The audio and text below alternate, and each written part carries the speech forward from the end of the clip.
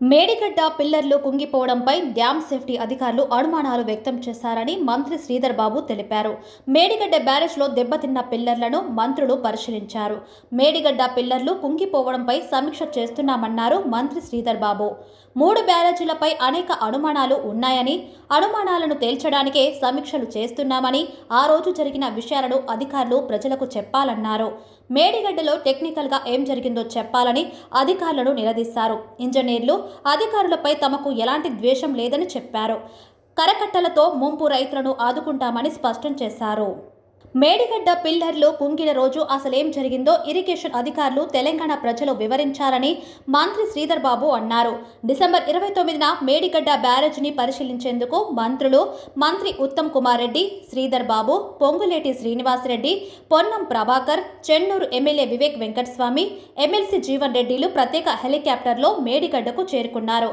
ఈ సందర్భంగా ప్రాజెక్టు కుంగిన ఘటనపై ఇరిగేషన్ అధికారులతో మంత్రులు సమీక్ష నిర్వహించారు. మేడిగడ్డ పిల్లర్లు కుంగిపోవడంతో సమీక్ష చేస్తున్నామని ఈ సందర్భంగా మంత్రి శ్రీధర్ బాబు తెలిపారు.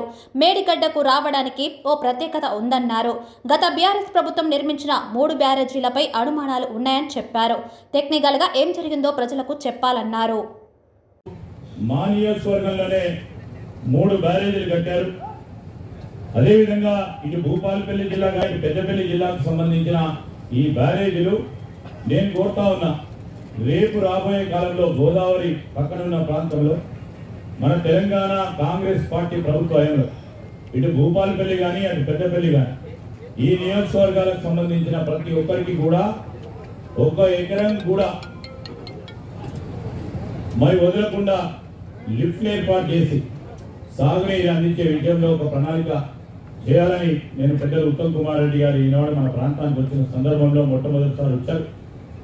వారికి నేను మనవి చేస్తూ మొత్తం కూడా యావత్ తెలంగాణ రాష్ట్రానికి సంబంధించిన అంశం ముంపు గ్రామాలు ఇక్కడ నేను పెద్దలు ఉత్తమ్ కుమార్ రెడ్డి గారిని కోరుతా ఉన్నాను. అనేక సందర్భాల్లో వర్షాలు పడ్డప్పుడు నీటి నిల్వ చేసినప్పుడు అనేక గ్రామాలు మా నియోజకవర్గంలో ముంపు గురవుతున్నాయి.